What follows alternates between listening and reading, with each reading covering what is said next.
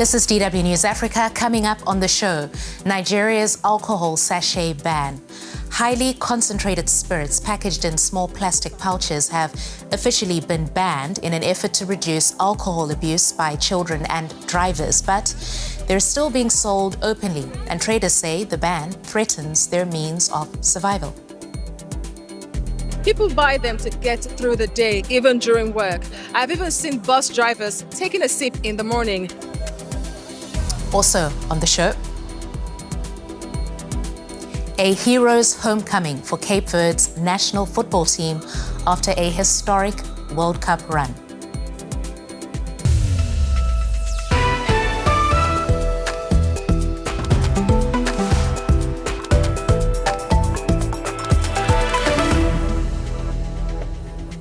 Hello, I'm Mhundwa. Welcome. It's good to have your company. Nigeria is facing a challenge in its battle to prevent underage drinking. In December, it announced a ban on popular small sachets and bottles of alcohol that it's identified as a major problem. But as DW West Africa correspondent Azizat Olaula reports, 6 months on, the child-friendly packaged spirits are still in circulation.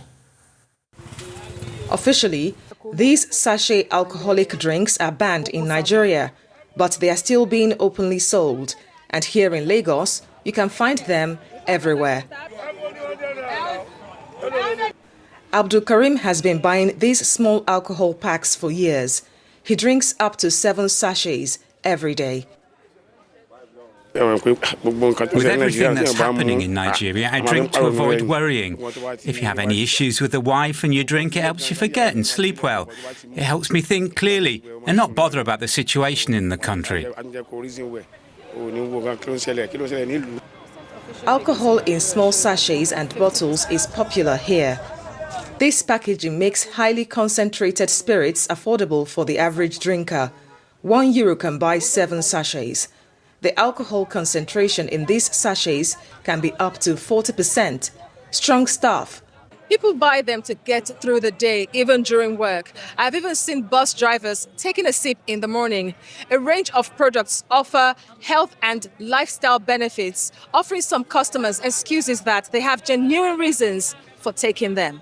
Branding usually features words like bitters or herbal, and consumers often wrongly believe these are plant-based health remedies. It is a claim that has many people convinced. I drink to ease my stomach cramps. I also use it to relieve my back pain. So not everyone drinks it for its alcohol content alone. Sometimes I also drink 1 sachet daily, and it's usually when I have back pain.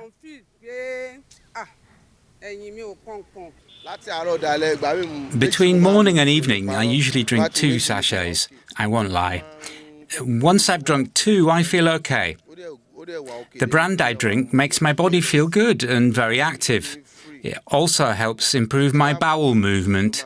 But if you drink beyond your limit, you'll misbehave in public. But these days, it's not just adults. More and more young Nigerians, including children, are drinking. So the country's National Agency for Food and Drug Administration and Control, NAFDAC, is trying to do something about it. Over 183 countries signed, including Nigeria, that we will not make alcohol accessible to children. When a child consumes alcohol or starts consuming alcohol early, their systems are exposed to alcohol early, and there's always damage. Recent official figures from Nigeria show that more than 50% of minors obtain alcoholic beverages by themselves, and that's a problem. The government says these sachet alcoholic drinks are partly to blame. They are sold everywhere, and they are small enough to easily hide from parents. We definitely have a significant alcohol consumption problem, and we've had it for quite a while. Increasingly, of course, we're concerned about younger and younger people, and that makes it a public health issue of significant concern. From a public health standpoint, from a mental health standpoint, from a productivity standpoint, we're looking at a huge challenge. Nigeria's law does not expressly prohibit the sale of alcohol to children, but sachet consumers accept that there is a problem. It's not good for parents to send their children to buy alcohol. I don't ask my child to do it. His mother wouldn't allow it. If you did, your child would be getting the opportunity to start tasting alcohol. If children come to buy from us, we always demand that they should go and bring the people that sent them. And if they don't come, we won't sell. We only sell alcohol to adults. The ban, which kicked in at the end of 2025, was supposed to prevent children from having access to alcohol. But now, there are conflicting messaging from different government bodies about whether or not the ban is still being enforced. Because of the size of the market, the government gave producers and suppliers more than 5 years to adapt to the new policy. But even now, there is still widespread resistance. Workers from the alcohol industry demonstrated outside NAFDAC's office. They say the sachet ban threatens millions of jobs. That's a claim echoed in the desperation of small traders. If they ban sachet alcohol, do they want us to start stealing or do sex work? Many of us are unemployed, and that was why we started this business. If there are jobs, we will work. So how do we feed if there's no work? How am I going to eat if they banned it because I'm a widow? This is what I depend on for survival, and I use the little money I make from it to support my children's education. And with no one enforcing the ban, sellers have taken advantage and hiked their prices by more than 100%. But that hasn't stopped their customers drinking. Sachet sales are booming. And until the government has a clear policy in place, in the streets, it's business as usual. For more on this, we have invited Dr. Martins Iluyomade onto the program. He is from Nigeria's National Agency for Food and Drug Administration and Control, where he heads the Investigation and Enforcement Directorate in Lagos. Welcome to DW, Dr. Iluyomade. Could you start by clarifying for us if alcohol sachets are banned in Nigeria, because as our report points out, government sources and your agency seem to be publicly contradicting each other on this? Oh, thank you very much. I think there's no more contradiction. Alcohol below 200 ml sachet and PET bottles are banned in Nigeria. I can say that authoritatively. You are a supporter of the ban of the alcohol sachets, but what do you make of the arguments that alcohol producers are making, that banning alcohol sachets limits the choice for low-income adult consumers and that it risks jobs and investments? What I can say is that argument really do not really hold water. Really, why I'm saying that is because... Which argument specifically? Yes, the argument on economic benefit for the producers and all of that. Alcohol is not totally banned. We didn't ban alcohol. We just ban a particular packaging. Is pack size that we banned because of easy access for children and all of that. If anybody wants to drink alcohol, you can still go and buy your big bottles and all of that and use it. So it's not the total alcohol we have that is banned. And so that's a perception a lot of people had before. I've had people call me and say, why are you banning alcohol? Why? No, we're not. We are banning a particular pack size because we want to limit easy access to alcohol. Understood. A 2018 WHO study found Nigeria had some of the highest rates in Africa of episodic drinking among people aged between 15 to 19. How useful will the ban on alcohol sachets be for curbing underage drinking in Nigeria, do you think? Or do you hope? Very useful. Yes, I hope. Very useful because that age group, you can see school children, that age group between their secondary school children. And what we have seen so far, we have situations where people just easily slip it in their pockets, take it to school, buy it on the road and take. So part of the major rationale why we ban this is to make sure that that small volume is not available for anybody to hide and to use and reduce alcohol episodic drinking among children, among school-age people between 15 and 19, and I think that's one of the major. The WHO report you mentioned is one of the major documents we work on, and why we said we have to ban it. Staying on that thread then, is it illegal in Nigeria to sell alcohol to children?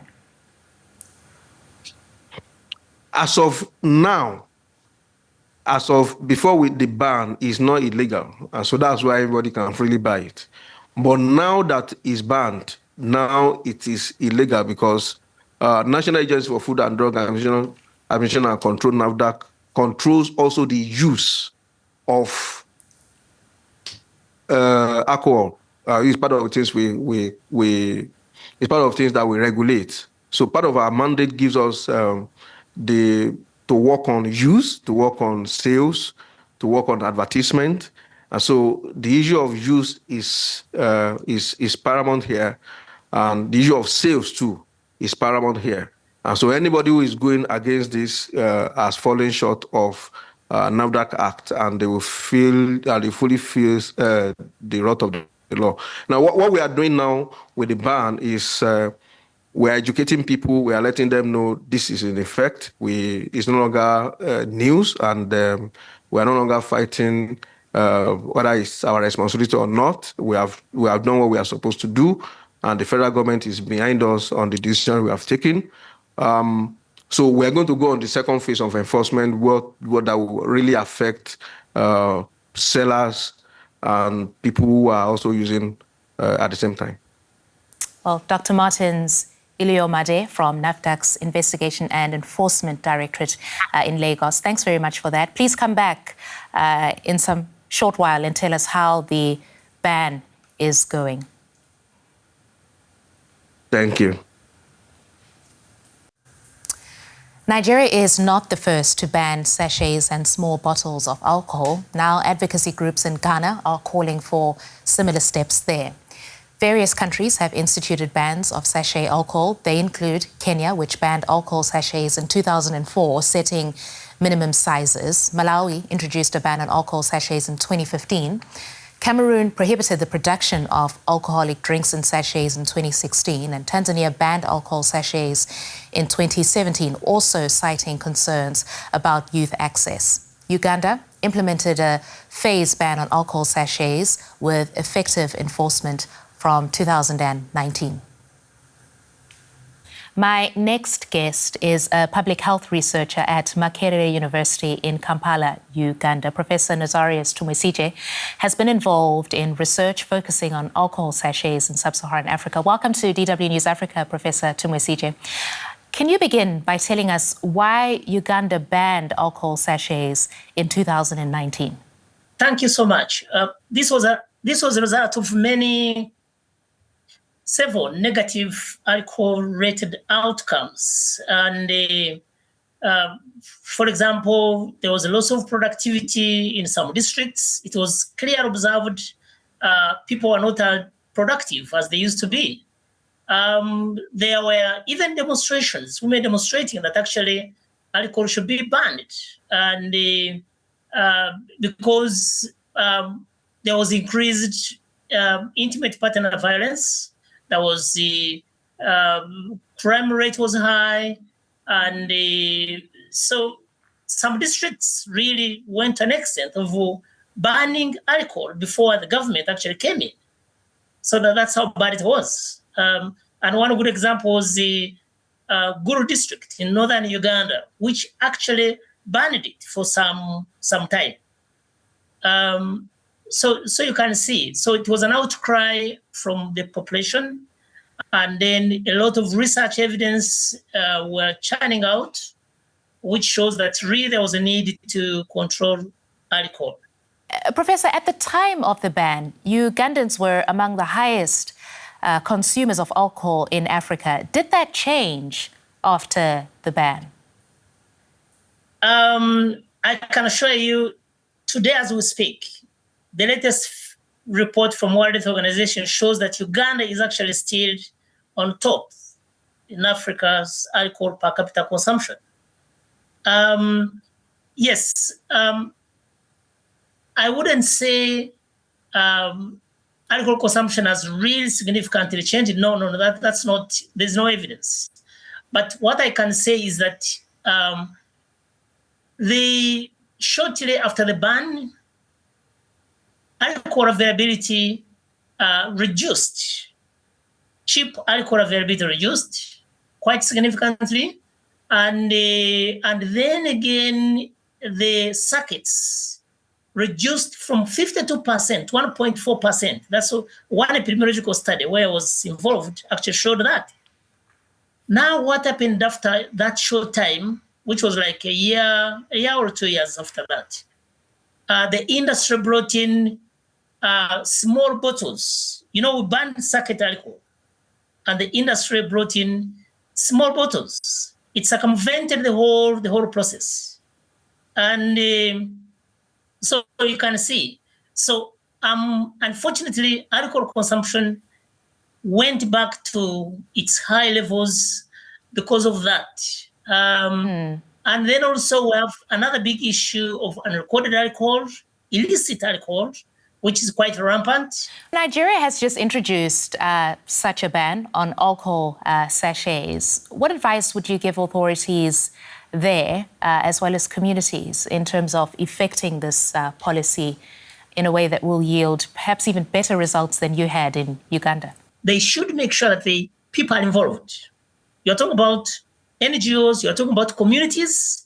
They must see the need for control. They must see the need for banning sachets, you see?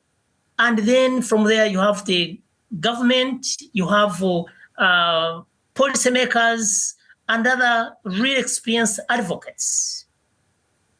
So things will work out like that. Otherwise, and then also the industry, government should talk to the industry about this. The actual industry should also be able to see this. I know they later on can change their mind, but they should also see such kind of problem. That's when it will succeed.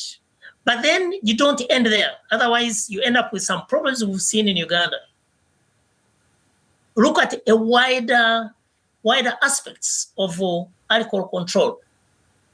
You know, you're talking about banning even small bottles. You're talking about putting more effort into monitoring, into implementation of the existing laws.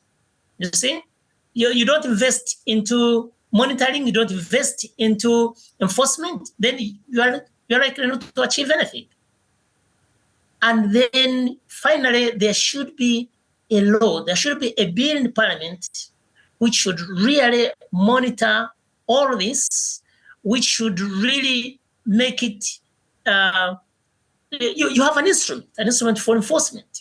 So when you don't have a bill, it will be like you just have a policy just lying there, just in the books, but you really need a bill to make sure something happens, okay? Well, thanks very much, Professor Tumusije, for that interesting insight, that practical case study example in the case of Uganda's ban on alcohol sachets. That is Professor Nazarius Tumusije at Makerere University in Kampala, Uganda. Thank you, sir. Yeah, thank you so much, Christine. The 2026 FIFA World Cup has been one to remember for debutants Cape Verde. The team returned home following their hard-fought exit to defending champions Argentina in the second round of the competition. The Blue Sharks were ranked 67th in the world going into the tournament, but they returned home winners in the hearts of Cape Verdeans. Independence Day was even more special this year in Cape Verde as the nation welcomed back its men's football team from a brave outing at the World Cup. They might have been knocked out in the second round, but getting there and battling hard at it was something to celebrate in the colourful streets of Praia City. I lived the World Cup. My country's team was at the World Cup. My greatest pride and the greatest pride of everyone here. The joy I am feeling is difficult to explain. They showed attitude, courage, strength. They represented everything. The strength on the field. There is no explanation. They united everyone to support Cape Verde. Cape Verde made its debut on the big stage by topping its group during qualification ahead of African household name Cameroon. And fans are proud that at the World Cup, the Blue Sharks proved they weren't just there to make up the numbers. Game by game, we showed what we were worth. We started against a world champion, current European champion, and we managed to draw. No one expected that we would succeed. In the second game, we played against Uruguay, also a former two-time champion, and we drew as well. Everyone got to know Cape Verde from there. Before, no one expected anything of us. They might have arrived at the World Cup relatively unknown, but the Blue Sharks' remarkable effort over just 2 weeks won hearts across the world in a campaign to remember. And perhaps just as surprising as Cape Verde's soccer prowess, the archipelago has been described as almost paradise for LGBTQ people. As many African countries tighten laws against homosexuality, same-sex relations have been legal there since 2004, with protections against workplace discrimination introduced just 4 years later. Now, on the island of São Vicente, home to the country's largest queer community, some residents are reflecting on freedoms at home as a broader crackdown unfolds elsewhere across the continent. On the set of a music video, Leonardo Oliveira is in his element, doing makeup, styling and creating. Here in the coastal city of Mindelo, many in the gay community say they can live freely and be themselves. For Leonardo, that freedom didn't come easily. Growing up, he faced bullying and isolation. The hardest part was when I was in primary school, like when I was in the 4th or 5th grade.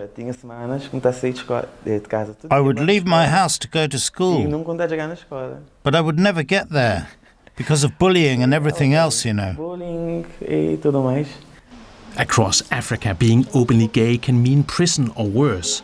Dozens of countries still criminalize same-sex relationships. Recently, Senegal tightened laws even further. For Leonardo, those developments are hard to comprehend.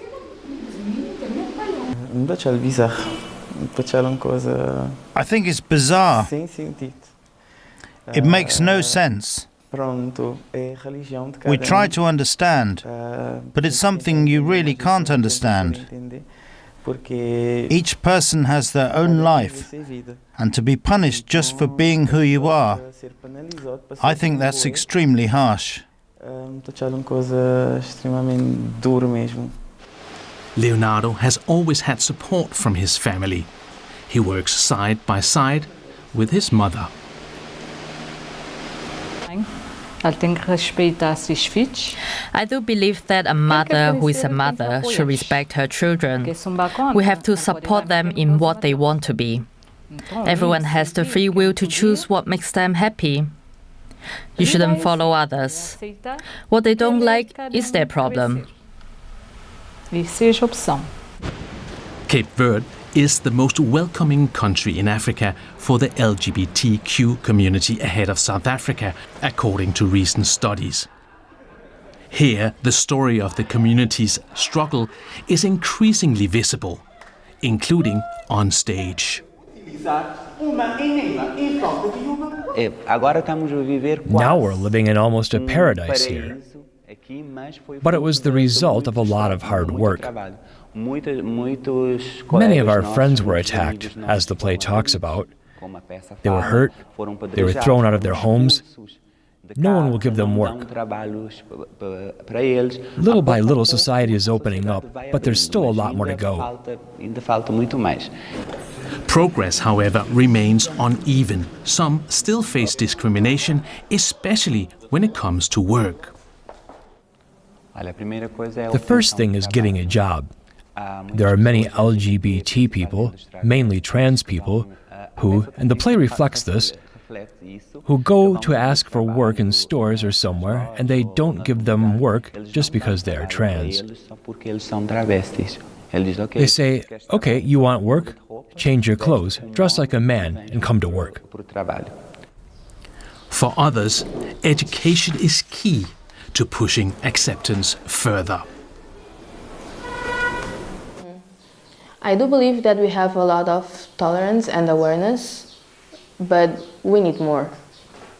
We need more. There are a lot of people that don't know anything about the society, and there are a lot of ignorance. So, as I said, knowledge is always the key. Of course, there will be people that won't accept it anyways, but at least we try. A rare space of openness in the region, but one that people here say must still be protected and strengthened.